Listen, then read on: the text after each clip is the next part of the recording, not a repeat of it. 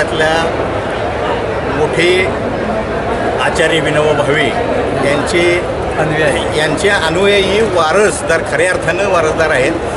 While विनोबाजी होते आणि त्यांचं सगळं वारसा आणि ट्रस्ट हेच महाराष्ट्रभर चालवत आहेत. हा विचाराचा वारसा हा जो आहे तो त्यांच्याकडून आपण ऐकूया.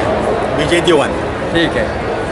वाईमध्ये विनोबांचं मूळ गाव आहे वाई आणि 1917-18 साली गांधीजींच्या आश्रमातून येऊन ते पुन्हा वाईला 1 वर्ष राहिले आणि त्यांनी स्वामी केवलानंदांकडे वेदाध्ययन केलं. हे जे विनोबांचं जे देऊळ आहे ते त्यांच्या आजोबांनी 1870च्या सुमारास बांधलं. त्या काळात ते तिथे मुस्लिम गळ्याचं गाणं ठेवायचे. याच्यावर साने गुरुजींनी लेख लिहिलेला आहे. विनोबांच्या वडिलांनी कोटेश्वर मंदिर हे दलितांना खुलं केलं आणि अस्पृश्यांना खुलं झालेलं ते पहिलं वाईतलं देऊळ आहे. आणि ह्याच देवळात राहून विनोबांनी गांधीजींच्या सत्याग्रहाश्रमाचा प्रचार केला. असा हा याचा इतिहास आहे. ह्या देवळाचे विनोबा संस्थापक ट्रस्टी आहे.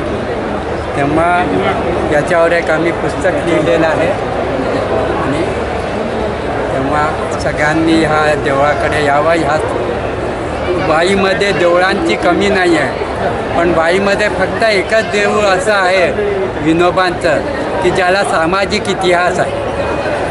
विनोबांनी भूदान चळवळ महाराष्ट्रामध्ये चालवली आणि विनोबा भावे आणि महात्मा गांधीजी यांनी जो आदेश दिला होता समाजाला की आज तुम्ही समाजामधले तळागाळ्यातल्या माणसांच्या बरोबरती खाली उतरा, त्यांच्याबरोबर त्यांचं काम करा. हे गांधीजींनी अनेक अनुयायींनी भंगीकाम केलं, अनेक लोकांनी गुरु फोडायचं काम केलं आणि मला सांगायला अभिमान वाटतो की विनोबांचे खरे वारसदार आहे.